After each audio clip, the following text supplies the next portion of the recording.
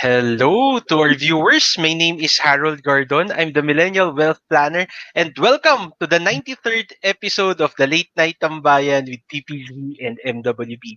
So if hindi ka makatulog, no, dito ka na lang tumambay kung saan tayo mag-chill and we will discuss personal finance and life in general. So partner? Yes, happy Thursday night everyone. And ayan, lumindol pala sa mga lumindol sa Mindanao. So sa mga kababayan po natin na nasa Mindanao, patuloy pa rin po tayong mag-ingat dahil ayun, meron pa daw aftershock. And I'm Christiane Temanel, founder and content creator of the Prudent generation. Ayan. So partner, ayan sa ating mga viewers, no, ang ganda po ng topic natin for tonight. It's about debt management. Sa mga may mga utang, paano ba natin 'to maaayos? At the same time, magtuturo din ang ating guest speaker, no, about additional way of earning online, no, online. So ito yung Upwork. So kung i-check niyo po, no, kami po sa Late Night Tambayan every Sunday, Tuesday, and Thursday, we invite speakers that we believe would be of value, no? Mga life skills, hindi lang siya about investment, hindi lang siya about insurance, pero ito yung mga bagay na, alam mo yun, kahit anong fields pwede, no? Kaya nga, meron tayo siya mga motivational, how to do your life goals, how to do videography, editing, marketing, ano pa ba partner? Ang dami na, no? Pati mga businesses, na di-discuss natin. So, again, if you also want to get featured or you want a specific topic for us to discuss, feel free to message us also. At partner, ano pa bang meron dito sa Late Night Tambayan?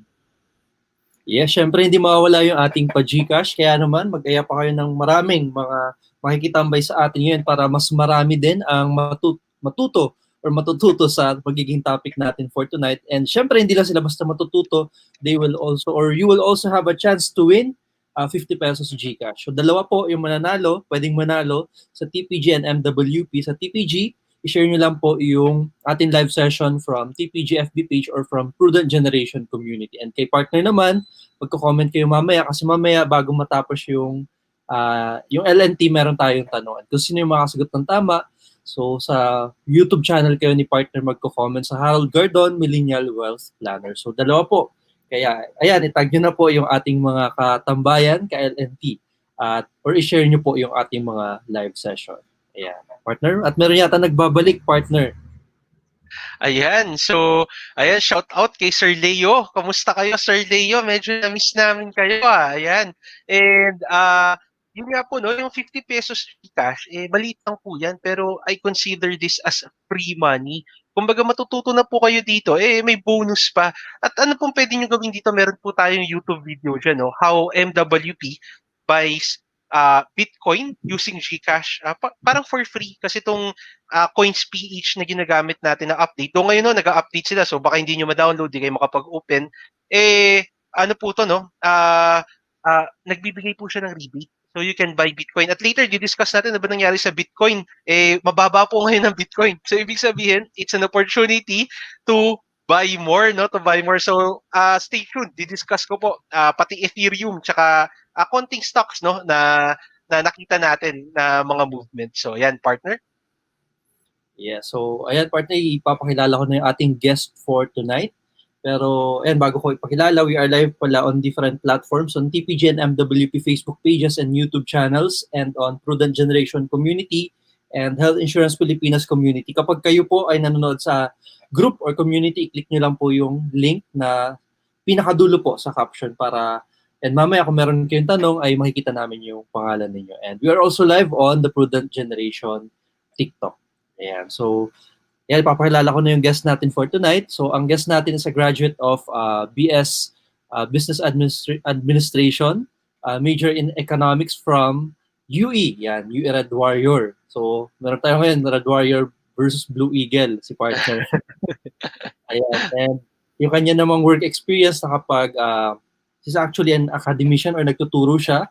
So, napagturo siya from Adamson, and then FEU Manila and in Xavier School sa Green Hills. And but before siya nagturo, naging part ng stock brokerage sa First Metro at naging teller sa Metrobank sa Binondo.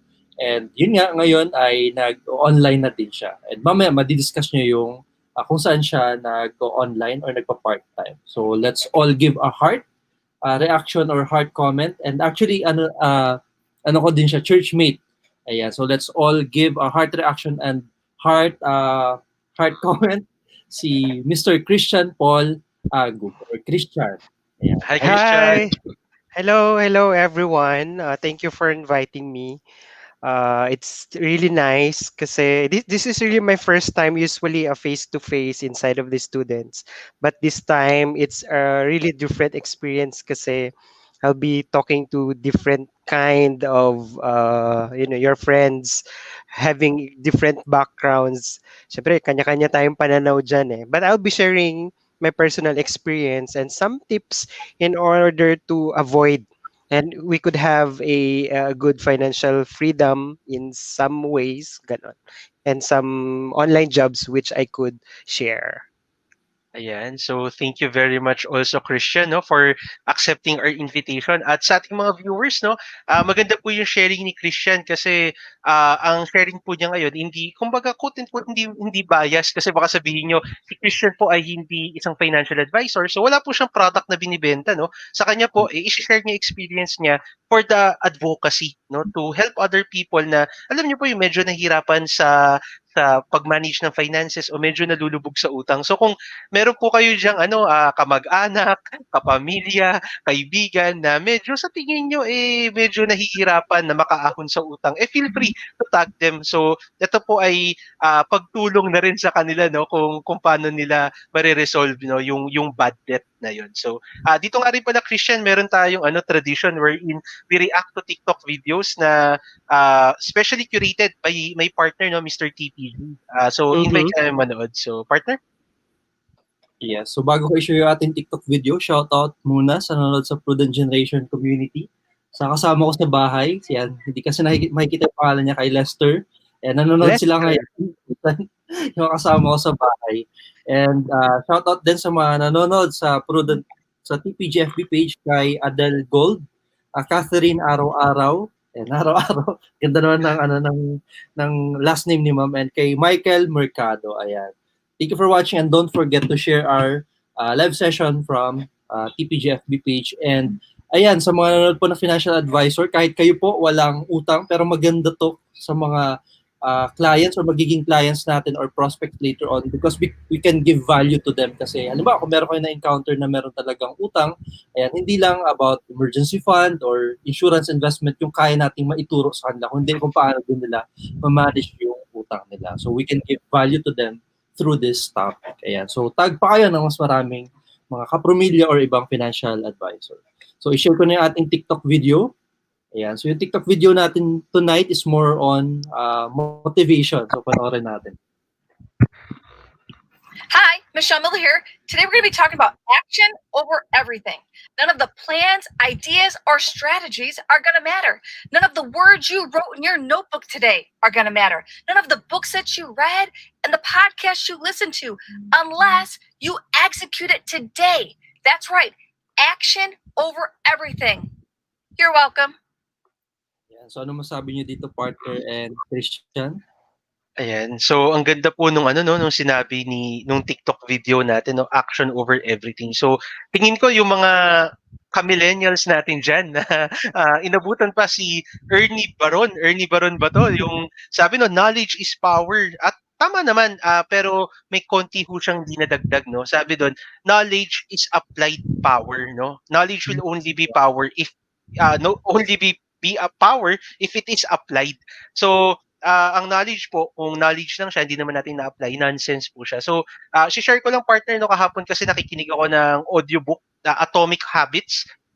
Nakalimutan ko yung si James Clear ang author, no, Atomic Habits. Meron pong technique doon, stacking, no, stacking. Ibig sabihin, if you want to create a habit, pwede mo daw siya isingit doon sa isang bagay na yon, no. Halimbawa, inom ka ng kape. After mo uminom ng kape, anong dapat mo gawin? Mag-exercise ka bago ka mag-start ng day. Kasi 'di ba parang For me, personally, yun yung ginawa ko kaninang umaga. Kasi for me, benefit masarap uminom ng kape, pero ayoko mag-exercise. So ginawa ko, uminom ako ng kape, pero I create a habit, no, na magsi-stretching ako, mag-exercise ako ng konti, hindi masyadong vigorous kasi uminom ka nga ng kape, no? After nung masayang exercise na yun, before starting the day. So habit stacking. So again, knowledge is power only if applied. So kailangan po natin siyang i-apply. So yun yung sa akin. Si Christian naman. Ayan, usually ang naalala ko 'pag mga ganitong bagay, dun ko made-define who is a difference between an intelligent man and a wise man. You can be intelligent, but if you do not apply those, sabihin nating wisdom or mga thoughts pwedeng nabasa, narinig before, or na-realize mo lang, it will remain as something na naisip o naglalaro sa isipan na i-share. Pero hanggat hindi mo siya na-apply, you are not wise. So a wise person will always apply what he learns, what he read, and what he or she what do you, I forgot the term. Narinig niya, nabasa, mga ganung bagay. So yun yung naiisip ko doon sa TikTok na yun. Unless you apply things that you know, it will remain just as knowledge. Indeed. Yeah. Thank you, Christian. Partner? Oh, ang ganda naman ng mga sinabi nyo, partner, tsaka Christian. Hindi na ako magdadagdag. Pero ayun nga, maganda na kung ano yung matututunan ninyo tonight ay maganda na may apply din agad. So, yun lang yung ating TikTok video for tonight. And ngayon naman, magbibigay si partner ng mga updates. Kaya, partner? Okay. So, bigay lang po ako ng updates. Again, habang nag-share screen ako, feel free to add po, no? Tag your friends na sa tingin nyo, kailangan ng konting, tips on how to get away with debt or nandun sa spiral ng utang or tag financial advisors also na sa tingin nyo will help them to give more practical advice, no, sa kanilang mga future clients or clients. Okay, so ito po, key PH sectors ready for automation. Ito po ay based on the study of the Asian Development Bank. So during my master's in Ateneo around 2017 o 2018, diniscuss to ng Finman prof namin. Medyo ako personally hindi pa naniniwala. Sabi niya nun, it will come to a time na ang BPO sector daw mawawala na kasi nag-automate na. So true enough, ngayon, no, after 2 years, nandun na raw tayo, no, ready na raw tayo. Nandun na raw tayo sa fourth industrial revolution, which is 4IR. So sabi dito, dalawang industry daw ang tatamaan. At yung dalawang industry na yon is the IT BPO industry, no, yung hindi naman call center, no, yung BPO, no, business processing outsourcing, and second is the electronics industry, which is yung gumagawa ng mga chips natin, no, sa cellphone, yan yung ini-export natin. So sabi rin dito, no, based on that, though syempre, it will increase productivity by 55%. Yun naman yung reason why we automate things. Pero one-fourth, no, tama ba? One-fourth, sabi dito, would lose their job. No, that's one-fourth or 20%. Wait lang po, hanapin natin. Baka mamaya mag-cause ng panic. Fourth, fourth of jobs. It means 1/25, no? 1/4 or 25% ay pwedeng mawalan daw ng trabaho because of this automation. So, ni-recommend, no, ng Asian Development Bank for the Philippines to create a program na mag-absorb nitong 25% na mawawalan ng trabaho. So again, sa mga kaibigan natin, sa mga kapwa millennials or zennials na nasa BPO sector, might as well, di ba, parang find ways to quote-unquote upwork, no, your skills. Ibig sabihin, kahit anong mangyari, isa kang valuable asset. Hindi ka basta-basta pwedeng tanggalin, no? Hindi ka pwedeng palitan ng machine. So sabi nga nila, di ba, that's why it's important for us to continuously grow, no, continuously develop ourselves. Kasi tama, it will come to a point na pag wala ka ng value, pwede kang palitan ng makina, no? So important po 'yun, palagi tayong nag-grow. So again, shout out shout out tuloy, no. Magandang po to, no, shout out sa electronics tsaka sa BPO industry. Doon po sa nagtatrabaho. Pero ano maganda dito, kung nag-iinvest ka naman sa isang electronics company o nag-iinvest ka sa isang BPO company o o nandun ka sa business na yun, this is a good news because your productivity will increase by 55% and your cost will decrease by 25%. Bakit? Kasi mababawasan ka ng pagpapasweldo, no? So, kayo na po bahala mag-decide how you would weigh on it. Pero syempre, business point of view, it's not only because of profit, there's this social responsibility, no, to take care of our employees. Okay, so yan ang balita. Balita naman sa pandemya natin, mukhang meron atang 3 or 5 no na nag-positive dun sa second strain and hinahanap ngayon yung 3 na walang contact details. So ingat pa rin po tayo, no. Maybe lang po, no. Ito yung factor na nag-down din ang PSEI. PSEI is now at 7,140, no. 7,140. Okay pa rin naman po for me personally, no. It's still consolidating kasi wag lang bumaba. Again, sabi natin nandito nga threshold natin, no, 7,000. Tapos next is this level 6,752 o 6,500. Again, strategy natin, basta kung bumagsak man yan ng 6,500 o 6,000, nakita naman natin yung nangyari, no, nung during the March nung March, April, May na biglang bumagsak yung market, aakyat pa rin, no? Aakyat pa rin. If you are here in the long run, in the next 3 to 5 years, just in case na bumaba siya, that's the time to accumulate. No? Sabi nga ni Warren Buffett, be greedy when others are fearful. Be fearful when others are greedy. No? So now, when people are fearful, then that's the time to be greedy. Kasi malayo pa po to, no? Ito pa po tayo, 2018 pa yung hinahabol natin. That's sabi nga nila 3 to 5 years before we will be able to recover. So etong 2021 would be is a time of accumulation for us millennials, no, and the Zennials. Kahit mga Gen X kasi yung mga Gen X naman, yung iba diyan 10 to 20 years pa bago magre-retire, no. So at least itong next 5 years accumulate kumbaga accumulate your investments para po pag nag-recover to, 'di ba? For sure, no, after the recovery, there would be a bull run at hindi na siya kaya nung graph natin. Gagawin ko lang siyang weekly. So ito po yung sinasabi kong 8-year bull run, no? This is 2007 to 2009, 2009 to 2018, no? That's actually 9 years nga, no? 9 years na bull run. So yan po yung sinasabi natin. So pwede mong gayahin, no? Just in case. Okay.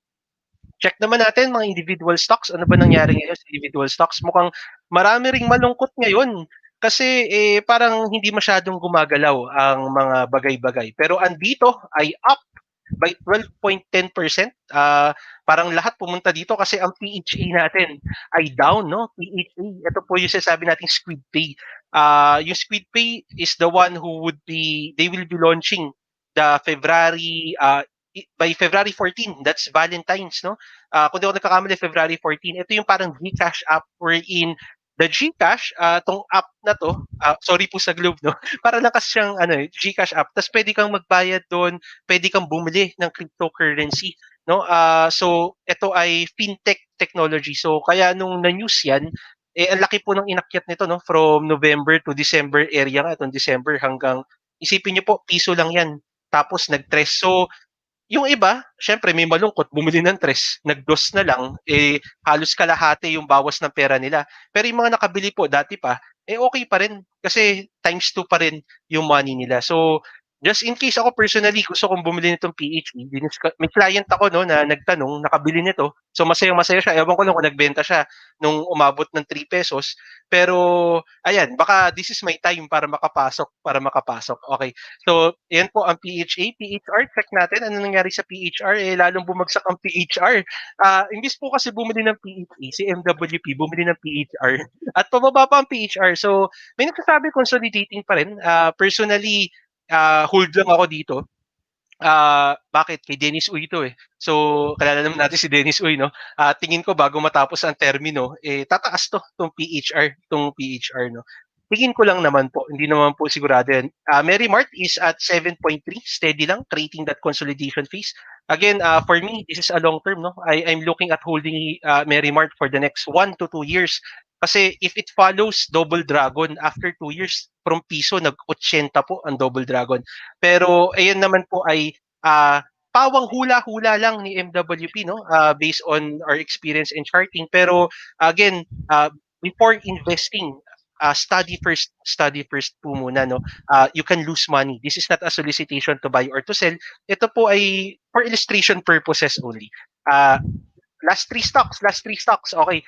Ang fruit natin ay 1.66, which is good. Okay lang po to, itong signal na to.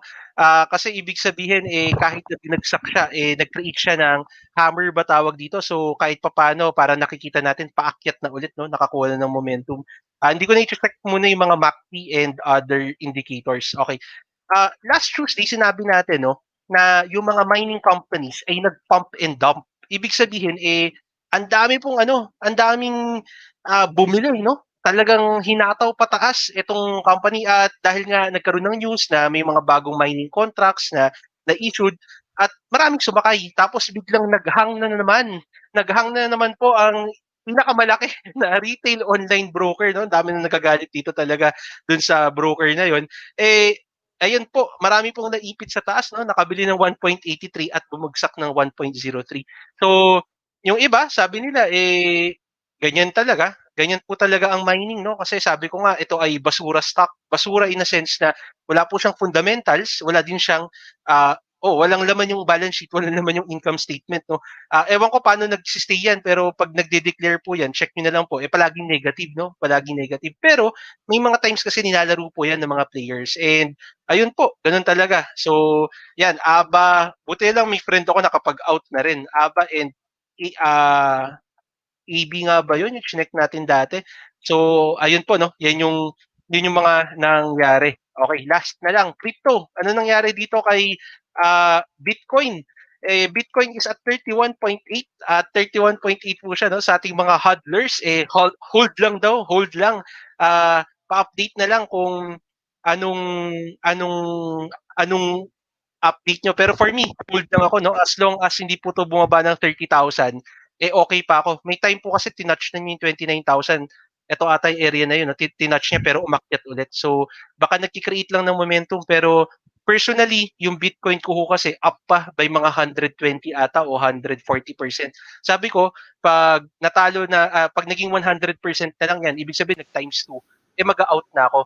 Tapos lipat ako sa iba. So, pero mag-iiwan pa rin ako ng konti doon. Tsaka maliit lang naman holdings ko nito.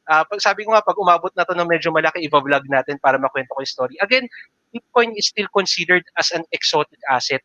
Ibig sabihin, if wala ka pang emergency fund, hindi ka pa nagsa-stocks, wala ka pang insurance, hindi mo pa naiintindihan paano ba gumagana yung market, huwag mo na kayo papasok sa Bitcoin. No? Study first. It's not a solicitation to buy or to sell.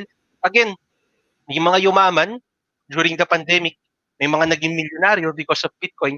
Pero kung papasok at di mo naiintindihan, pwedeng nagpasok ka ng 1 million, bukas, 50,000 na lang yan o 100,000 na lang. So, ayan po caveat. This is not a solicitation. So, kahapon, bumili rin ako ng Ethereum. Kasi, di ba, nag-QPB kahapon, partner, may sumobra ng konti. Nilabas natin yung mga bills na pambayad. Bumili ako ng konti, buy lang Ethereum. Ngayon, bumaba, no? Negative 3.22%. Pero, may nagsasabi kasi na yung Bitcoin kasi mahal na, no? Second largest in terms of market cap. May nagpo-project na 10,000 daw to, yung price na abutin. So, kaya pa niya mag-times 10. Pero, pili ko na yun, pang ano lang yun, speculation ulit. Again, kung wala ka pang financial base, wag po tayo maglalagay dito, no? Pag-aralan po muna natin. So, ano naman nangyari sa Cardano? Cardano is up by 6.63 for the past 24 hours and up by 11.24 in the past 7 days. And si Chainlink naman ay steady, no? Simula nung gumalaw last week, up pa rin naman. So, hindi ko lang alam kung ano ba nangyari sa market today dahil ba naupo na si Biden, tapos confidence, natakot pa yung mga tao, na parang humawak muna sa cash. Net foreign selling din tayo pagdating sa stock market, no? Pero kung alam nyo kung ano yung mangyayari, pa-update na lang din. Pero at the end of the day, sabi nga natin, lahat po ng mga pinagagawa ko kanina o pinag-check sa chart, hula lang yan. Kasi wala naman po talagang makakaalam kung ano mangyayari, no? Kung may makakaalam po niyan, ano na po yan, no? Genius na talaga yan o meron siyang power to see it. Ang tama lang po at the end of the day is the market. No? Market lang po ang tama. Kasi 50-50 na palagi yan, tataas or bababa. So, ayan po, let's respect the price action and the market. So, yan, partner. Ayan, thank you partner sa mga updates sa stock. stocks and cryptocurrency. And tamang-tama kasi on Sunday, tayo pa-partner on Sunday. Magiging Yes. topic natin is about cryptocurrency din. Ayan. So, abang po tayo or magkita rin po tayo on Sunday. And ayan. So, pupunta na tayo sa ating guest for tonight. Pero bago tayo pumunta kay Christiane, and shout out ulit. Shout out. Ayan. So, shout out sa nanonood sa TPG kay kay Pearl Soberano, Carl Lapinig, Giselle Marimat, Harvin Puno, Abby Dectado, Kenneth Villanueva, Joyce Obispo, Irish Grosper, Rachel Lat, Nas JR, Axel Salas, Jeremy Manzano, Hazel Hugo, Hyacinth, Paul Roy Lizaro, May Paderes, and Jessica Mantala. Ayan.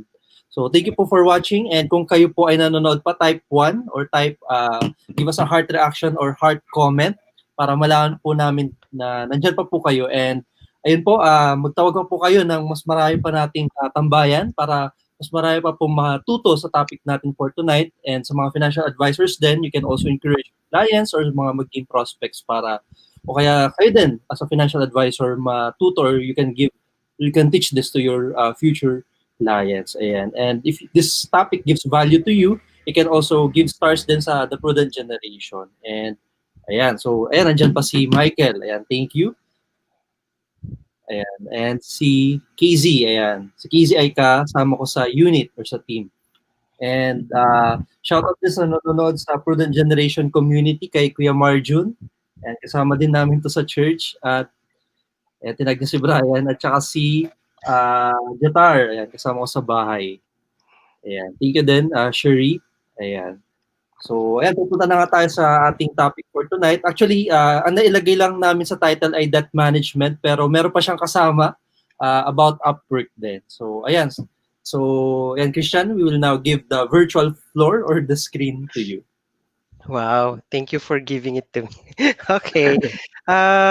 I'll be sharing my screen, Chrome tab application. Wait lang po. Open ko lang yung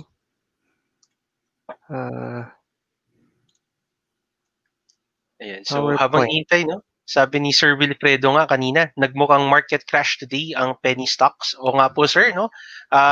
Sa mga hindi pa po pala member, meron top community. Hindi rin po ako yung may-ari nun.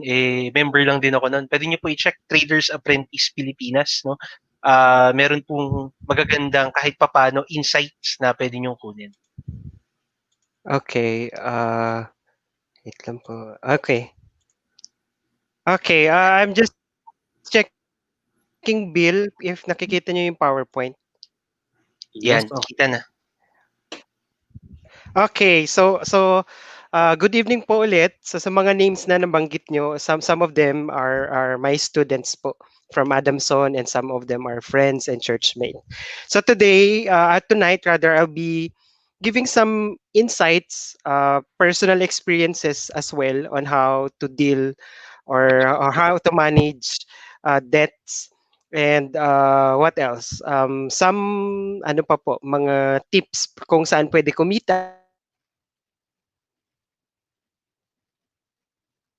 where we could use later on to invest, to buy some insurance, and also in helping other people. Okay, when Bill asked me to share some things about debt management, pinag-iisipan ko yung title eh. Ayoko kasi na mabigat yung dating ng debt management kasi merong good debt at meron ding bad debt. Depende sa pananaw at depende din kung paano mo siya i-approach. Okay? So pinag-isipan ko kung ito ba yung magiging unang picture na lalagyan ko na lang ng title, as if some of or all of our viewers ay iniisip na tulungan nyo kami, may pinagdadaanan ako when it comes sa utang or debts. Iniisip ko din to, ayaw ko din magmukhang parang tulfo. Ayun na si Sir Agub or si Sir PA, mostly kilala nila ako Sir PA, CPA, which is Christiane Paul Agub, na pag nilapitan mo to ay tutulungan ka niya. Okay? So, binabago ko yung ganun at ayokong ganun na maging tingin natin this time kasi gusto ko yung action ay manggagaling pa din sa mga viewers natin. Okay, so I decided para magaan yung dating niya. Okay. Um, Kailan nagiging masama ang debts or mga utang, kailan din siya nagiging mabuti? So titignan natin yung macro aspect niya at saka micro aspect. Siyempre pag macro aspect, pinag-uusapan na natin din tungkol dyan yung bansa natin. Obviously, at alam naman ng lahat at minsan pinag-aawayan pa ng lahat, lalo na yung laging active sa Facebook. Minsan kanya-kanya tayong pananaw dyan kung anong administration ka, lalo pinag-uusapan yung mga ganitong bagay. Minsan nag-enjoy lang ako how people would react. May kanya-kanya kasi yan sila ng mga manok, pwedeng ganun. May kanya-kanya silang gusto din. Pero iba ang taong may nalalaman at meron din siyang pananaw sa mga data available. So ito po ay yung sa Philippines. Pero ayon po sa Bangko Sentral ay yung external debt, yung utang natin outside, iba pa po kasi yung internal ay talaga bang ang Pilipinas ay talagang alam mo yon yung lulubog na ba talaga tayo sa utang, hindi na ba natin kayang bayaran, kukunin na ba ng China, paparusahan na ba tayo ng mga ibang bansa na pinagkakautangan natin. But based on the BSP, data na nilabas nila, somehow ang Pilipinas ay external debt to remain at manageable levels. So ibig sabihin, mayroong silang mga ginagawang bagay o mga paraan kasi magagaling din naman to I trust our BSP and some of our economic managers giving some advices sa ating mga national leaders on how we could manage these things. Okay? So, yun po. Punta naman po tayo sa from macro to micro. Pero before I proceed with that one, alamin muna natin yung difference ng credit at saka debt. Okay? It's actually a story of a before and after. Credit, meaning is what you are permitted to borrow, na doble ko siya. So, ibig sabihin, may confidence yung tao na magpapahiram sa'yo, may nakikitaan sila. So, that's why they are asking for the payslip, anong trabaho mo, regular ka na ba sa job. Tinitignan nila yung kakayanan mo. So yung confidence nila to lend you money. So, credit is the ability to borrow money.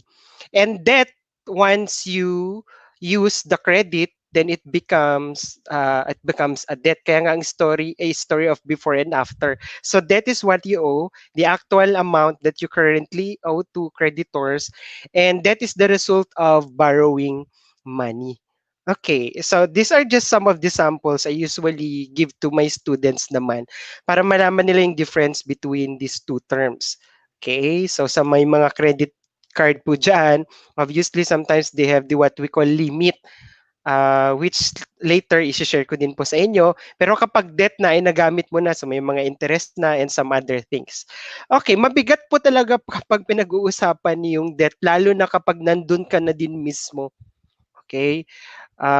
Minsan may mga tropa or makakilala kayo, kaya mo yan pre, madali lang naman siguro lusutan yan. Pero sa taong may experience na or sa taong dumadaan sa ganito, sometimes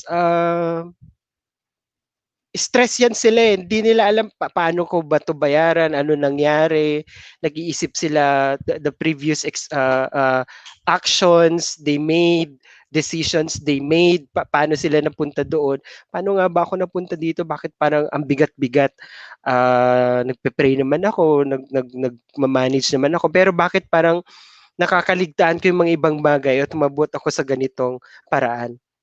Okay, so I'll be sharing my story how I was able to manage my debt. And it took me years. Kaya kapag ang tao nakarinig about debt management, kasi ako nakarinig na ako before graduate ako ng business administration, major in economics, meron din ako mga finance subject. In fact, itinuturo ko din po ang about finance or financial management or business finance. Pero sa likod nun, habang tinuturo ko siya, hindi ko din siya halos ina-apply. Alam mo yun yung financial literacy na dinidiscuss minsan, nababasa. And sometimes people, they share quotes, sometimes ginagawa nilang story nila yon. Pero pag hindi mo nga naman talaga ina-apply yung mga napapakinggan, naririnig, yung mga ganung bagay, nasasayang eh. Kaya pagdating sa personal o day-to-day lives ng mga tao, hindi nila namamalayan na lumulobo na yung kanilang utang. Okay, first thing, 2008, graduate ako niyan, April. 2008, nag-start din yung trabaho ko. Okay? Ayan. I just wanna check kung naririnig pa din, Bill, and ano. Yes, clear pa. Okay. Ayan. Chine-check ko lang. 2008, nag-start ako ng work. And then, 2008 din, after, parang December, halos malalaman ko na kung mariregular before eh. Meron nang nag-offer. Normally, pag mag-work ka sa bank, pre-approve ka na kasi parang may confidence na din sila sa'yo. May pwedeng silang habulin kasi mga bangko ito eh. Minsan may mga organization sila. So, I was offered an HSBC card with 20,000 credit limit. Then after using it, konti lang naman kasi syempre curious ako, saan ba 'to ginagamit, paano 'to. Then it jumped after 6 months ata or 8 months, it jumped to 120 credit limit. Ganyan. Kahit wala ako masyadong transaction. So parang ako naengganyo, wow. And then I use it to buy a laptop na hindi ko naman alam kung saan ko gagamitin. Alam mo yan, pag college ka dahil hindi ka nagkaroon ng laptop noon, tapos may mga gusto kang bilhin, tapos dumaan ka sa SM, parang deprived ka ba? Parang ang ganda nun, ganyan, hindi ka nabibili, mga classmate mo meron, ganyan. Tapos nung nagkatrabaho ka, naalala mo mga ganung bagay. So ako bumili naman.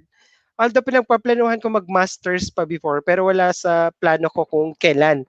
Basta ang alam ko lang gusto kong mag-masters. So yun na nga, napabili ako na hindi ko na pinag-iisipan kasi may pagka-impulsive buyer.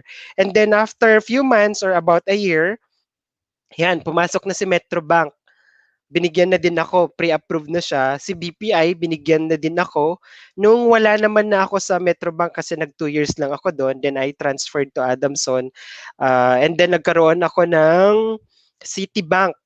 And after 4 years ata, then nagkaroon po ulit ako ng PNB. So kulang na lang po ay makakompleto ko na po ang mga bangko sa pagkakaroon ng credit card. Kasi naging maganda naman po yung HSBC transactions ko. So kumbaga nakakabayad ako. So good payer naman. Kaya lang, nangyari ang bigat ng utang nung pumatak ng 2012 kasi 2012 nalaman ko na kapag hindi mo natapos ang masters mo sa academe, ay matatanggal ka doon. And you need to look for another job or school kasi 2 years lang yung allowed ni CHED as an allowance to finish them. So doon na po nagsimula. Merong cash advances si credit card. So syempre ako dahil wala akong pambayad sa mga utang, so uutang ako, I will use the cash advance and I will use that money for some expenses and majority or big portion of it will pay some of my bills. So ayun na nga, darating na naman ang si Judith, ayan, sa best friend ko si Judith at that time.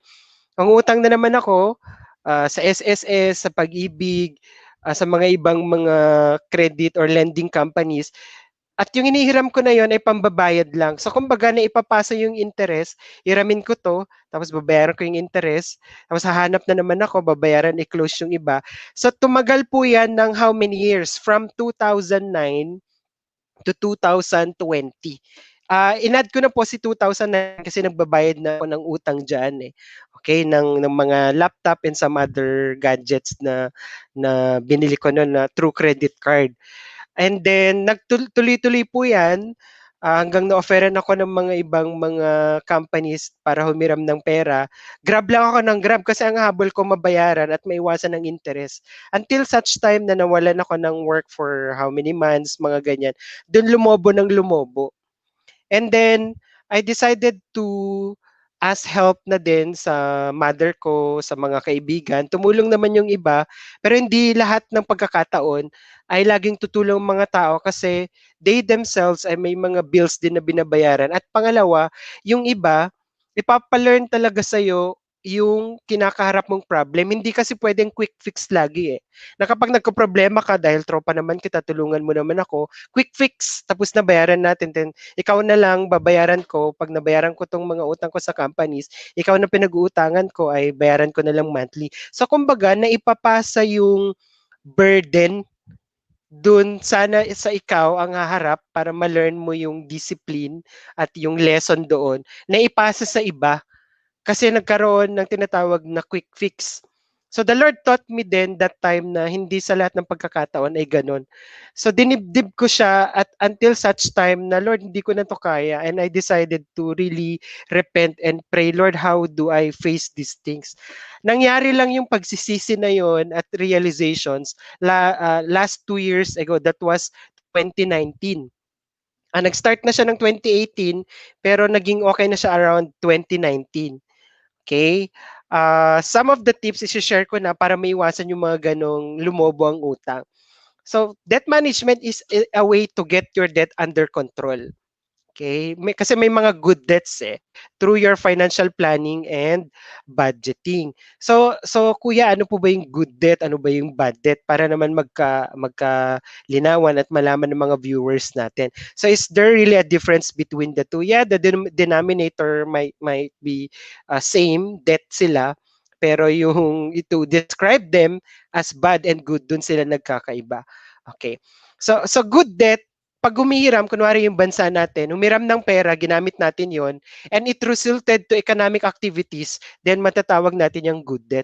So kumbaga, we are purchasing assets or creating or increasing income where yun po yung good debt. Kailangan nagka-create siya ng goods or services at lumalaki din yung income or yung kita, nagiging good debt siya. Kasi gagamitin mo yung proceeds later to pay those debts. Kaya lang, ang bad debt is used to buy liabilities and for lifestyle inflation without any return. So kumbaga, umuutang yung ibang tao for experience purposes, peer pressure minsan, and some other possible reason. Okay? Ay, natanong ko yan sa friend ko. Okay, good debt. Sir, ano po ba yung mga example nun? Mortgage, education, kasi pwede yun eh. Even in US, may mga utang ang mga students doon, then they will just pay it for how many years. Yun nga lang, yung iba hindi nakakabayad. So, yung iba din umuutang kasi kailangan nilang mag-aral at ng masters nila. Then later on, may incremental earnings naman yun. Mababayaran nila yan kasi it would result into positive things. Pag nakahanap yan ng work, tapos may PhD na yan or nag-masters, syempre may mga offer na yan, so mababayaran nila.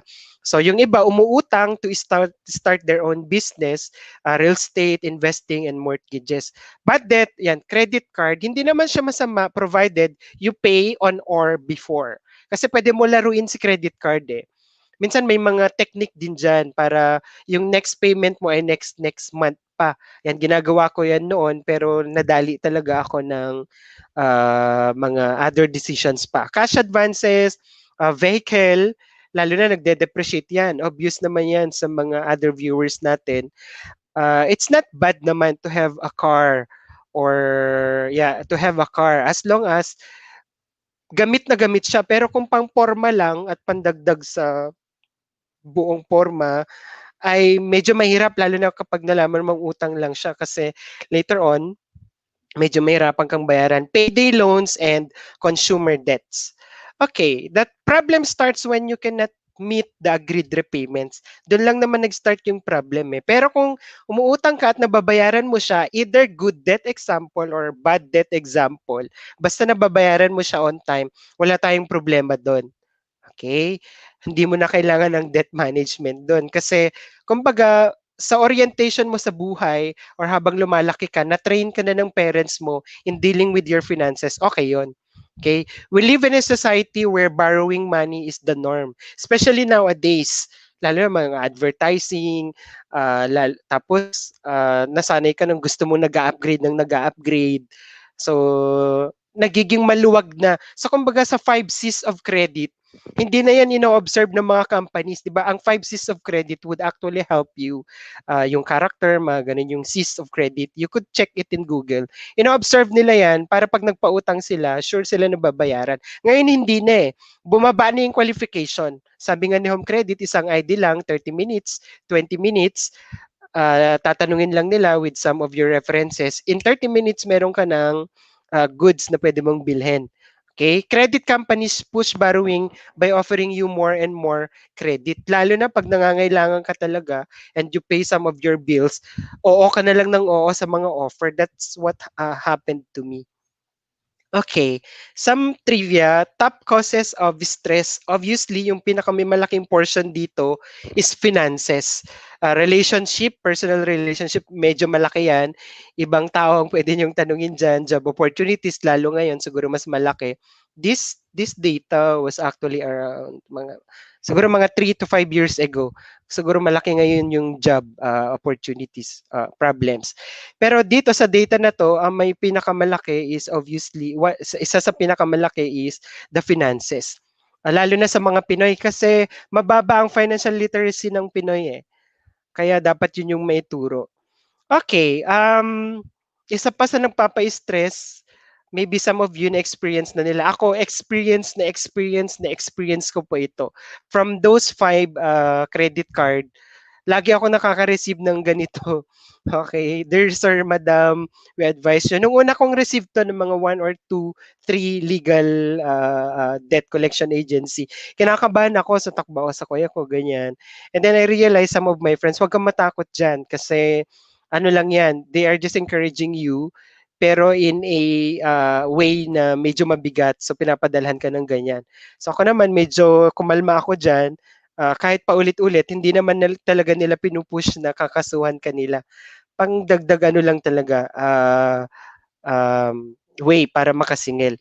Medyo, ano na po tayo, medyo malapit na. Okay, some of the tips. Ito kasi yun minsan, di ba, small leak could sink yung isang barko. Kaya isang butas lang, pag pumasok yung tubig doon, pwede niyang palubugin yung barko. Ganon din sa finances. I think some of you heard already about this, na pag pinag-uusapan ang healthy groceries around 500, minsan some of the reactions would be too expensive. Pag sangyup, sige, kailan iset na po natin yan. So you would read some of the comments, iset na yan, kailan hindi na tutuloy. So yung minsan yung alam mong may utang ka na, pero go ka pa din ng go with these things na alam mong ganun kamahal siya. Minsan, hindi na kaya ng finances mo pero tuloy pa din with dito, lalo na pag alam na may debt. Sa life insurance, mahal masyado, 2.5, pero may night out drinking na 2.5 weekly. So ito yung mga dapat pinag-iisipan din, lalo na sa mga kabataan. Personal growth seminar, 5,000. Adidas shoes, bagong labas, 5,000. Need to have this one kasi deprived ako before and deserve ko naman to. So ingat po tayo dun sa tinatawag na, uy, deserve ko naman to. Okay? Paminsan-minsan, deserve mo nga naman, pero not all the time. Yung tinatawag nga nilang hindi araw-araw Pasko. Okay, start a business and then iPhone 10, bumili, or iPhone 12, bumili. Ayan, the newest model is necessary. Ganyan yung mga mindset ng iba. 60 minutes at the gym, I wish I had the time. 60 minutes watching Netflix, time flies, watch another one. Okay. Another things na dapat i-consider. So, pansin nyo po dito, hindi ako nagbibigay ng standard na tips on how to manage. Doon tayo sa cost nung pag-iwas ng debt. Okay? Para pagdating doon, kasi simple lang naman to manage eh. Pay it, look for a job, pay it. Yun lang naman eh. Bayaran mo siya on time, bayaran mo mga utang mo. Yun, tapos po ang usapan doon. Punta tayo doon sa cost niya mismo, na para maiwasan mo na siya in the future at yung mga nagsisimula pa lang sa trabaho, may iwasan na din nila. So ghost money, ito na-share to before, na kita na din ng iba, paano nawawala ang pera mo nang hindi mo namamalayan. Okay, yan, sa taxi or yung mga lagi nag-grab, pa 150 lang yan, pero pag nag-times 5 days, times 4 weeks, umaabot na siya ng 3,000. Okay, and some other expenses. What else? Yan, mga milk tea, 130 times 5 days times 4 weeks, 2.6 na din yan in a month. So kumbaga, ang pumapatay minsan sa diskarte ng mga tao to manage their money is yung mga maliliit na expenses. Doon tayo dapat mag-ingat. Nadali ako dyan eh, ang mga pakonti-konting expenses. Pero pag nag-accumulate, ang laki niya na. What else? Bottled water hanggat maaari. uh, Magbaon na lang. ATM withdrawal fee, 15 pesos times 4 weeks. So, cigarette or cigar, yung mga naninigarilyo. What else? Sine. Ngayon, buti naman wala ng sine. Okay, malaking budget din siya, lalo na you're into relationship kasi babudgetan mo to. Malaki din siya pag i-compute mo mga streaming app, fast food meal, lalo na kung nasanay ka sa labas kumain. Pag nag-accumulate yan, madami na naman. Lalo na considering may binabayaran kang utang pero you still go with this kind of lifestyle, talagang madadali ka ng lolobo ang utang. Kay eating outside with the family. And of course, ito hindi naman na to bago sa inyo. Home credit, Shopee, Lazada. Okay? Kaya nga ang sabi ko, hanggat kaya mong i-manage yung pagiging impulsive buyer mo, i-manage mo na yan. Okay? Hindi pwedeng laging sa pagkakataon, lagi kang bumibili. Gadgets. Ayan. So, nung minsan dumalaw ako, parang lately lang, sa Samsung, tinignan ko, umikot lang, ano kayong itsura nun. Tapos may nakikita akong mga millennials doon na meron pa naman silang Note previous model, pero nag-upgrade na sila, nagbabayad na sila. Tapos naririnig ko, ay benta ko na lang to pre para mag-down ako ng 2, yung half ibabayad ko para meron akong bagong model. Sabi sa naririnig mo lang yun eh. So doon mo marirealize na mga tao na pa-persuade sila minsan ng mga advertising and they want to upgrade and upgrade. Another thing, delayed gratification. When I say delayed gratification, pwede kasing pag kunwari may gusto ka, may pera ka pa naman, may pera ka naman, medyo kaya mo. Minsan, kung kaya mo pa naman siyang i-delay, yung kumbaga may gusto ka at bilhin mo na, so nasa-satisfy ka. So, ang tawag doon, you are gratify. Yan, okay? Pagbigyan yung gusto nung laman mo o nung mata mo or nakaka-enjoy nga naman pag bago yung nakikita. Sometimes you need to delay it, lalo na kung hindi mo naman siya kailangan pa at that moment. So, delayed gratification. Okay, doesn't mean you're able, you buy. Ito, natutunan ko to sa kuya ko. Able naman ng kuya ko, okay yung income niya and some investment niya. At din sabi niya, hindi ibig sabihin na may pera, ay bibilhin mo na din yung gusto mo at that moment. Okay, so sometimes, this is a wisdom, doesn't mean you're able, you buy na bilhin mo na yung kahit hindi pa need dahil able ka naman, binibili mo na lang. And after few days, nung nabili mo na siya, hindi mo naman laging ginagamit. So those are just some tips. What else? So buy what is needed. Learn how to say no to friends. Alam ko mga Pinoy medyo mahilig yan sa barkada, pakikisama, and some other things. Lalo na kapag medyo sanguine ka, yung masayahin ka, go ka lang ng go, ganun. Para masabing, eto, tropa to. Okay? Sometimes you need to say no to them. No in a way that you would explain din naman, hindi sila ma-offend. Okay? So, advertising, peer pressure, latest gadgets. Yung iba nakaka-identify dito eh. Learn how to say no to friends. Piliin mo yung sa tingin mo kaya din ng budget mo. And then also living within your means. So kung nasa minimum wage, don't expect or live a life or yung lifestyle na kung saan lagpas-lagpas at hindi na siya kaya. Kahit installment pa yan, try to calculate it. And contentment, ito malaking impacto sa akin.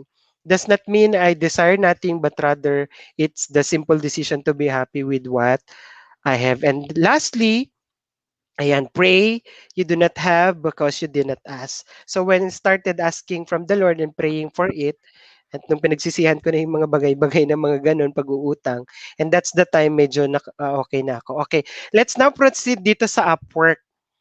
Diniscuss ko lang doon sa debt management yung cost. And in managing it, you could always ask Bill. They would give you insights to it, to this one.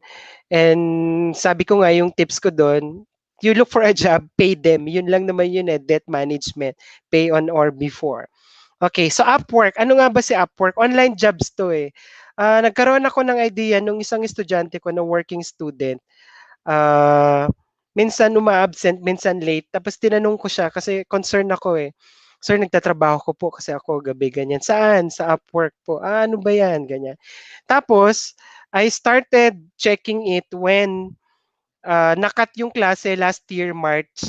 Tapos napapansin ko nasasayang yung oras ko sa Facebook, sa Netflix, sa YouTube.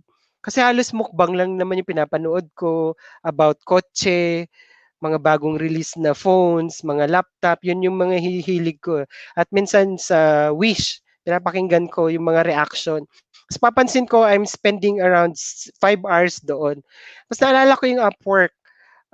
Sabi ko, why not convert this time into something na pwedeng pagkakakitaan?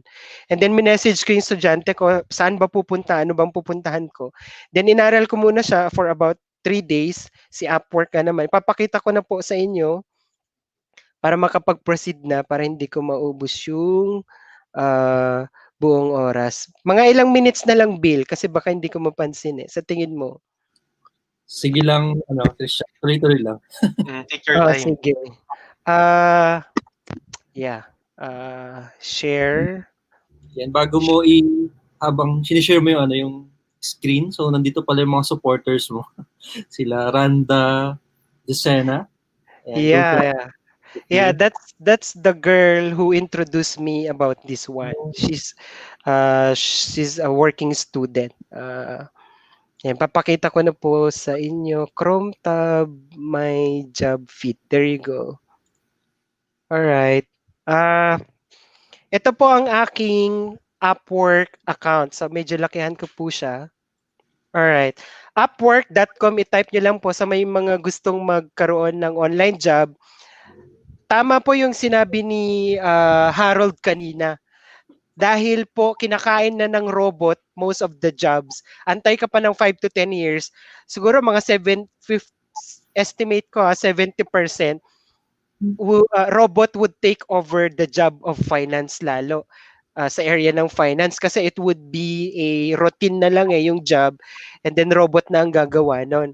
So ngayon sa age na to sa ngayon nowadays hindi ko maisip yung term. Ang labanan ngayon is skills. Survival of the fittest. Sa pagdating sa work naman to kasi may mga area pa naman tayo ng buhay. Okay? If you do not upgrade your skills, kahit college graduate ka, medyo mahirapan ka maghanap ng trabaho. Ang ganda kaya nung graduate ka, but you still have skills on the side. Okay? Kasi hindi naman natin dinidiscount si 4-year course na college na having a professional degree. Okay? Hindi natin dinidiscount yon. Pero ang ini-encourage ko lang is, why not improve, use your time where you would have some other skills on the side. Okay, so yun yung na-realize ko nung inintroduce na to ng estudyante ko. Kano ba kinikita mo dyan? So normally yun naman yung tanong Upwork, kano ba kitaan dyan? Then tinanong ko siya out of curiosity, Sir, ngayon na malakas ang peso or kung mahina, sabi niya, minsan sir, pag medyo masipag-sipag ka, may dalawa kang client, pumapalo din yun ng 60, 70. May time pa nga sir, umaabot ako ng 100K in a month. So, syempre, yung mata ko, di ba, parang, 100K, I can cover my bills na in few months, matatapos ko na siya. Yun yung isang nag-encourage sa akin. Kaya lang, sabi ko, I need to check my heart na hindi ako nape-persuade or na bibigani dun sa pera na kikitain. Sabi ko, ano bang meron dito? So, yun nga, nung nakat yung klase, tapos konti na lang ipapagawa yung students just to finish the entire SEM. Sabi ko, pag-aralan ko siya in 3 days. So, inaral ko sa YouTube kasi yun yung advice ng students ko. Sir, bago ka mag-open ng account dyan, aralin mo muna kasi nagre-reject sila. And true enough, inaral ko muna siya and then tinype ko upwork.com. Nag-open po ako sa cellphone lang, doon ako naglagay. Tapos pinost ko siya, sabi ko, parang may mga need ko pang aralin. So, I message her ano yung mga dapat kong tandaan. Sir, punuin mo lang hanggat kaya. Tapos gawa ka ng parang summary ng mga skills mo at nung naging trabaho mo. So ako, na-review ko naman yung resume ko at in-input ko doon. And boom, after 24 hours, I receive a message, "Hey, Christiane, congratulations." Sa email yon, "Your account is now okay." So ako, nagkaroon ako ng account. Then I started, hindi muna ako nag-apply kasi ang advice sa akin, "Sir, aralin mo lang ng aralin kasi hindi naman yan abrupt, meron kang makukuha." So ako, inaral ko siya ng inaral. Tapos ang last advice na sa akin, "Sir, focus ka sa niche mo." Niche marketing yung pinaka-target mo na gustong trabaho. So ako, I focus on customer support, Shopify, mga ganyan. Inaral ko siya ng inaral. And then after 3 weeks ng pag-aaral and spending money, kasi bibili ka din ng connects na tinatawag parang ticket mo para maka-apply. And then from there, nakakuha ko ng mga jobs. Ito na po siya. I'll be showing you my profile. And not to brag po yung income kasi wala akong way now. Ngayon ko lang na-realize na paano ko i-cover yung sa income. I'm not here to brag, para lang ma-encourage na din kayo. So ngayon po, currently, isa na po akong top rated after few months of earnings and having a good, ito po kasi yung tinatawag nilang work history. Dapat ang dito po sa Upwork, kapag nakapag-open na kayo, sa first 3 to 6 months, mag-build ka po ng tinatawag na yung profile mo para makakuha ka ng mga 5 stars. Kasi from there, nagkakaroon yung confidence yung mga client. So ito po siya, nagkaroon po ako ng mga 5 stars. At yan na po yung mga income. And currently, meron po akong isang UK account. And I earned na po starting June ng 5,000 plus. In dollars na po yan. And I'm spending 4 hours a day. Ngayon medyo tumaas na siya into 8 hours kasi sa customer support and at the same time data entry yung nagiging job ko siya. Pinag-pray ko din to kasi sabi ko, Lord, bigyan niyo po ako ng something na kung saan mako-cover ko ang mga bills at mabayaran ko na. At isang nakatulong sa akin, dapat may goal. Iba kasi pag may goal, alam mong yun yung tatargetin mo. Ang hirap magtrabaho ng come what may. Yung kesera-sera, whatever will be, na may income naman, ganyan, wala kang target. Ang hirap nun, come what may yun eh. Ngayon sabi ko, Lord, 2019 and 2020, breakthrough ito sa akin, Lord, tulungan niyo po ako, mabayaran ko lahat ng dapat kong bayaran. And praise God, true enough, na bayaran ko ng mga dapat bayaran po, na i-close ko na siya. So, ito po, just some tips. Pag gagawa po kayo ng title ninyo, na-edit naman yan pag pumasok na kayo, talagang alamin mo yung gusto mong maging title at target. So, I've been a customer support, mga ganyan. Hindi na nila masyadong titignan yung previous work mo, local. Normally, titignan lang nila yung skills mo eh. Kung ano yung kaya mong ibigay at confident ka. So, ito po, kung sa tingin nyo po ay alam ko na po lahat yan, hindi po. Inaral ko po yan sa YouTube at yung iba dyan, experience ko, yung iba dyan hindi. So, ang nakalagay yan, pansin nyo, knowledgeable and experience. Ang experience dyan nasa 30%. Yung knowledgeable dyan, YouTube University and Google University. Okay? Kasi malaking tulong naman siya eh. Ayan po siya. So, pag gagawa po kayo ng account, make sure na kumpletuhin nyo yung mga requirements doon. Wala kayong ipapasang papel. I mean, when I say requirements, yung mga field doon na dapat yung punan. Okay. Isa lang to sa investments kung yung oras mo ay kaya mo pa naman. Isa lang to sa opportunity kung yung oras mo ay kaya mo pa naman. Lalo na ngayon na walang work. Pero syempre, dapat may laptop din. You pray for it, ask for it. Kung may tutulong sa'yo ng mga kapatid mo, at least i3. And then, ang net mo at least siguro mga medyo okay na din yung 5 Mbps eh. Ngayon naman medyo kaya naman na ng mga internet. Yun lang, you need to improve your skills. My last time kasi, share ko na din, like November, nagkaroon ng big project. Yun yung parang malaking ano din sa akin, blessing. Kaya na bultuhan na ngayon ng bayad ko sa utang. Dati ang utang, binabayaran ko lang is interest. Ngayon hindi na. Together with the capital and the interest, binubulto ko na siya. Kasi sabi ko, need ko tong bayaran. As may promise to the Lord na dapat tapusin yung mga obligations at huwag takasan. So, isa lang po to. Marami pa naman po, freelancer.com, online job PH, and some other websites. Pero ang pinaka nire-refer ko po talaga na medyo maganda yung platform nila is Upwork.com at yung online job PH. Pang Pinoy talaga yon. Alam na yon ng mga taga-ibang bansa na pag nag-type sila ng online job PH, Filipino yung target nila.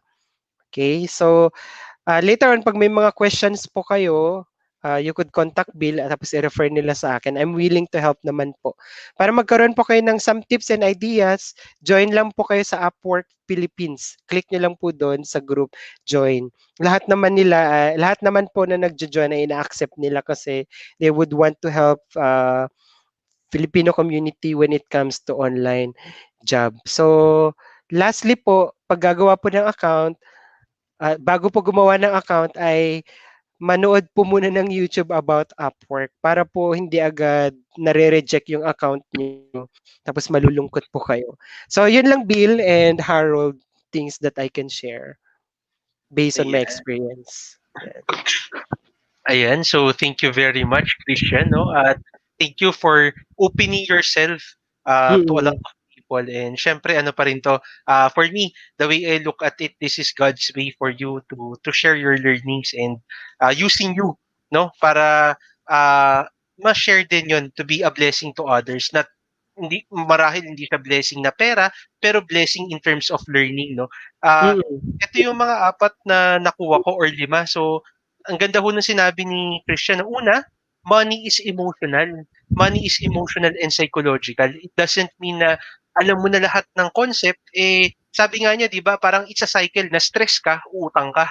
Dahil may utang ka, na-stress ka, utang ka ulit. So it becomes a cycle, no? It's a psychological concept. At totoo po yung mga sinabi ni Christian. Pinagdaanan ko rin po yan ni MWP.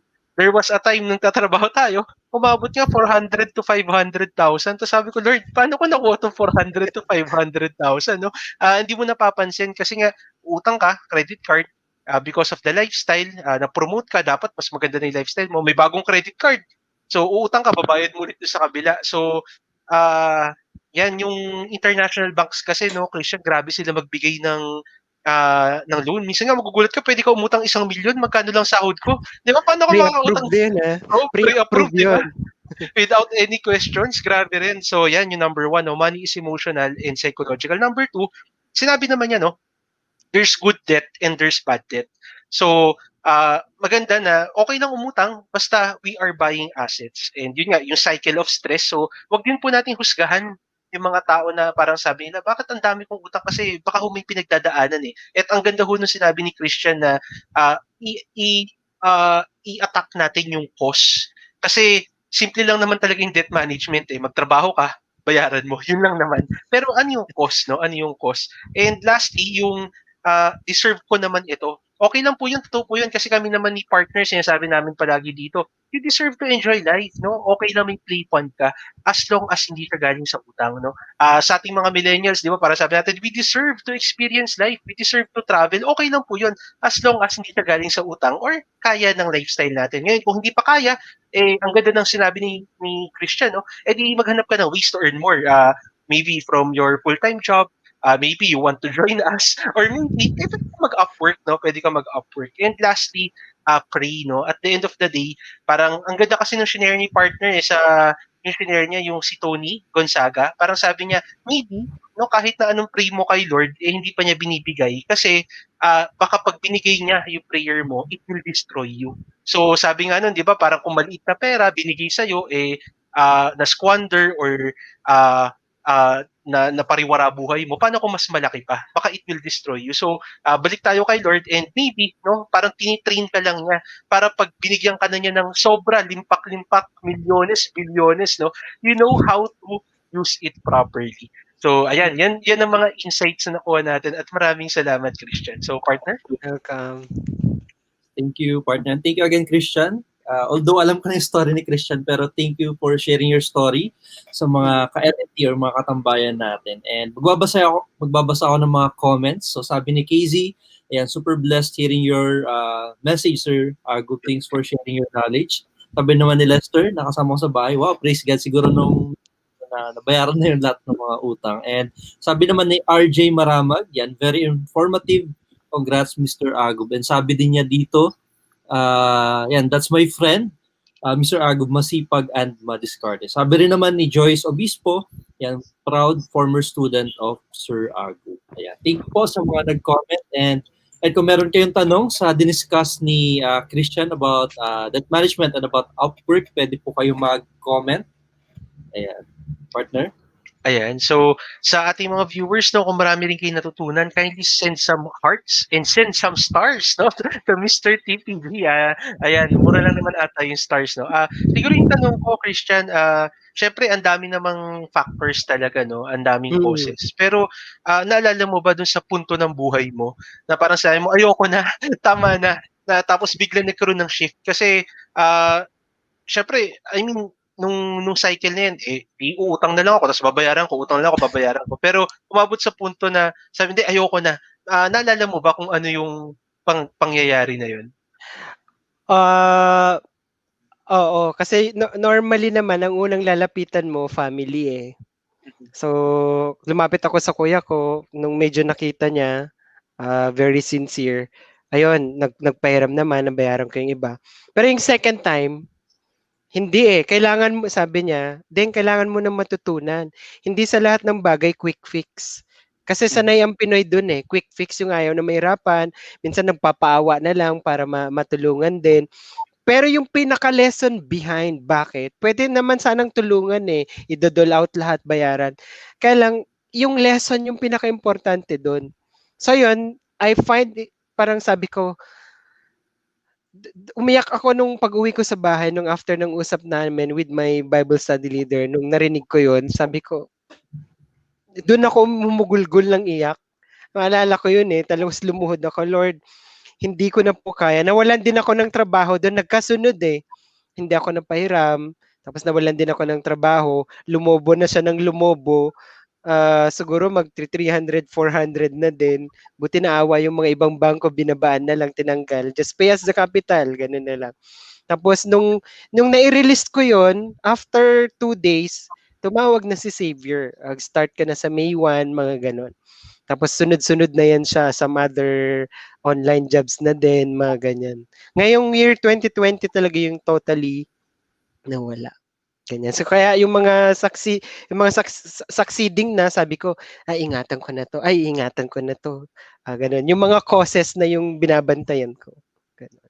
Napakaganda. So, ayan no, sa mga viewers natin, sabi ni Sir Wilfredo, no, nagpadala siya ng heart. So, sabi niya, heart, heart. So, ayan po, minsan kasi, di ba, nakalimutan ko yung term dito eh, yung mga matatanda, di ba, minsan di natin sila maintindihan na parang, ano ba yan, pwede mo naman akong tulungan, pero minsan kailangan talaga natin daw maranasan yung sakit para matututo tayo.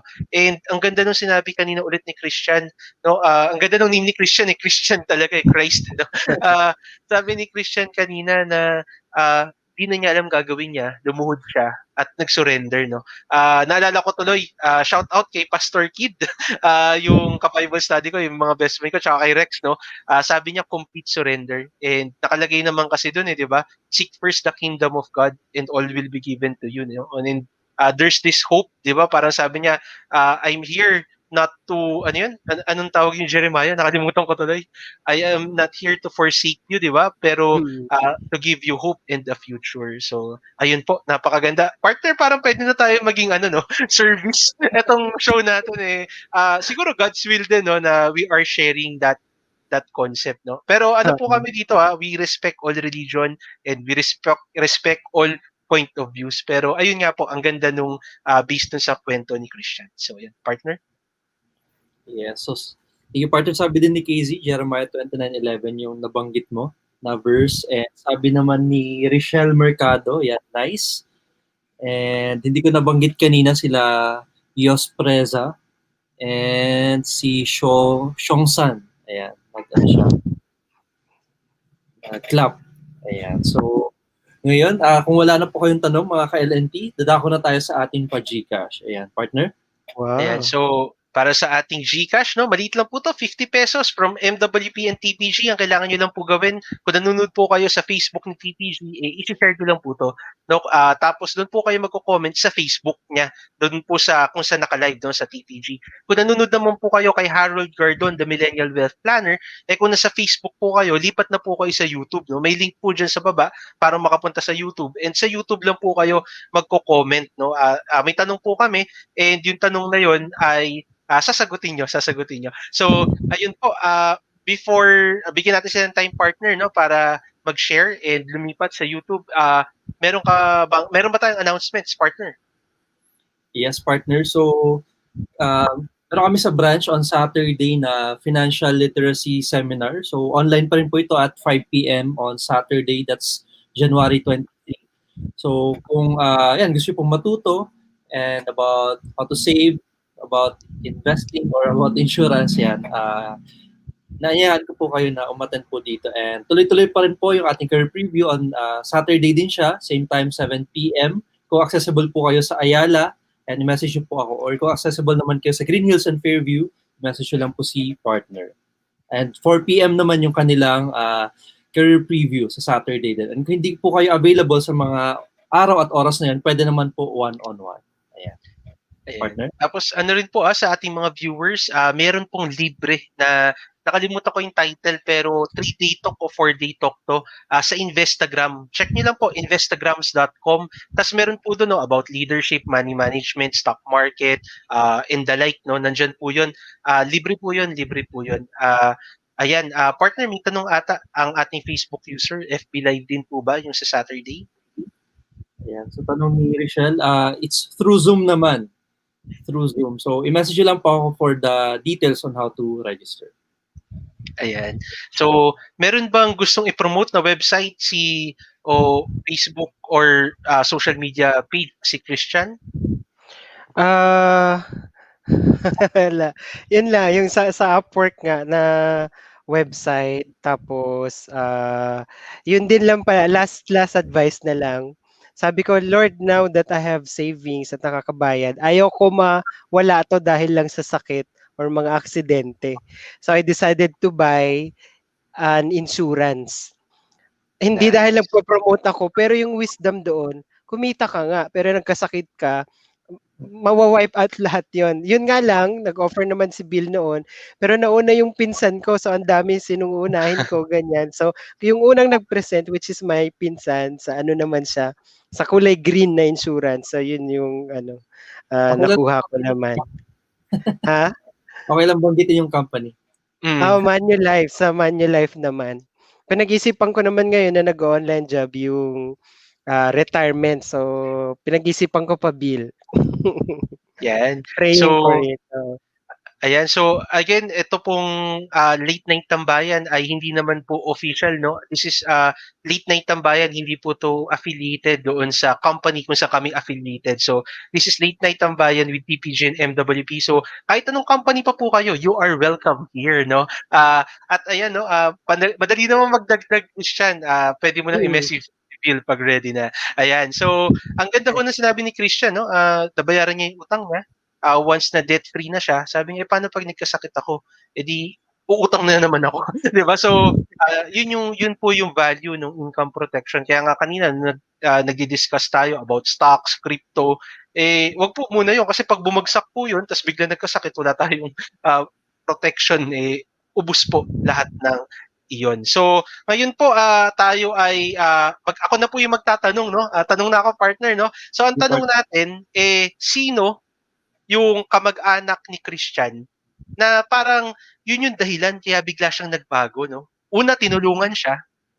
Pangalawa, hindi na siya tinulungan. Ano na siya, parang tinuruan siya pero ano to, no, yung nakalimutan ko talaga yung term na tawag doon, pero yung kailangan matutunan mo siya through the hard way. So, sino yun?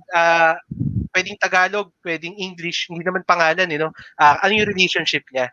Ayan. So, sino po yun na tumulong kay Christiane nung may utang siya, tapos nung pangalawang humingi siyang tulong, parang sabi niya, hindi na pwede, kailangan matutunan mo yan the hard way, no? Tough love, yun yung tamang term, tough love. Sino po 'yun? So, ayan, yan. So, meron na ba nanalo, partner? Yes. So marami po nag-comment sa TPG and Prudent Generation. Yung iba, kasi meron na nauna, pwede pong lumipat kay partner naman sa YouTube channel niya. Hanapin nyo lang ay Harold Gardon, Millennial Wealth Planner. Doon po kayo mag-comment. Ayan. So, actually kasama ko sa bahay yun. Kasama ko ngayon. Yan, maraming salamat po sa mga nag-comment kay Lester. Ayan. Pero meron mas nauna kay Nas Junior or JR. Kay, yan, sabi din ni Lester, ito yung pangalan talaga niya ng kapatid ni Christiane. And sibling naman sabi ni Kizzy. Pero ang nauna po, yan, congratulations again, Miss Juliet. Ayan. Sa Harold Gardon, the Millennial Wealth Planner YouTube channel naman, ang nanalo, no, si Sir Wilfredo. So sabi sibling, magaling kasi sa English naman, wala namang older basta sibling, di ba? Ano yung kapatid, no? Kapatid. Ayan. So, ayun, congratulations guys. And partner, magko-close na ba tayo o meron ba tayong last words o kung ano man? Yes, okay na partner. Ayan. So, thank you very much, Christian. No? Maraming salamat for being God's blessing to others, and by opening yourself, hindi madali yun di ba? Na parang yung iba nahihiya na sabi nila, uy, may utang ako. Pero si Christian, shinare niya talaga yung mga pinagdaanan niya. And thank God, no? Kahit na sabihin na natin itong 2020 was hard, which is really hard, naging turn around yun na nabago lahat kasi nabayaran na niya yung utang niya and may mga blessings na dumating. So, maraming salamat po sa ating mga viewers no, sa 44 million na nag-stay tuned. No? Kahit nag-extend tayo ng konti lang, tingin ko naman marami kayong natutunan. So, hope you enjoyed the 93rd episode of the Late Night Tambayan with PPG and MWP. Don't forget to follow us in Facebook, Instagram, YouTube, Pinterest, Twitter, TikTok, LinkedIn. At syempre po, no, the best kimchi in town at partner, naubos na ang kimchi ko. Uutang mali. Bibili na pala ulit ako, no? Bibili na ulit ako. Hanapin niyo po ako, Bille mo ko, Shopee, Lazada, Food Panda. The best po talaga, promise. Marami na ako natikman na kimchi, pero yung timpla na yun, perfect, no? Kahit yung dun sa pinakamalaki na we have it all for you, hindi po kayang tapatan yung kimchi ng Food Panda. Suggestion pala, partner, baka pwedeng mas malaki-laki. Na, ewan ko kung may mas malaki. Parang nabibitin na ako doon sa maliit, no? Kung meron kayo mas malaki. Ayan, so, my name again is Harold Gardon. I'm the Millennial Wealth Planner and my partner is... Yes, thank you, partner. And thank you again, Christian, for being our guest on our episode of Late Night Tambayan. And may mga pahabol na comments, sabi ni Nas JR, proud of you, bro. And nag-thank you din si Richelle Mercado. Yan. Thanks for sharing and dami niyang nakuha na learning. So, ayan. So, yan. Maraming salamat po sa mga nanood at nakitambay sa amin. See you on Sunday. Our topic will be cryptocurrency. And exciting po ito kasi lagi itong dinidiscuss ni partner dito sa Late Night Tambayan. Pero yun, dun sa Sunday, ayan, buong ano siya, na i-ano talaga natin on crypto. And on next Tuesday naman, we will discuss about Pulse by ProLife UK. So meron kasi tayong kapromilya na nakatulong sa more than 100 na mga tao na in-insure niya through this mobile application. So ayan, sa mga kapromilya natin or mga kasama natin sa Pro, ayan, itag nyo na po or i-invite nyo po yung mga natin, parang magiging online huddle ito. Although na-discuss na to sa ibang area, sa MM2 yata, pero ayan, hindi naman po ito official ng Pro. Sana hindi tayo compliance. Pero ayun, papatulungan din na mas maraming tao. Siyempre, hindi lang financial advisor but also other people. Kasi dito, for at least parang 20 pesos yata per day, parang ganun, or 200, pwede nang makapagsimula sa insurance. Ayan. So, sa Tuesday po yan. So, see you again on Sunday, same time, 10 p.m. to 11 p.m. I'm Christiane Temanel, founder and content creator of the Prudent Generation. Maraming salamat sa panonood. Good evening and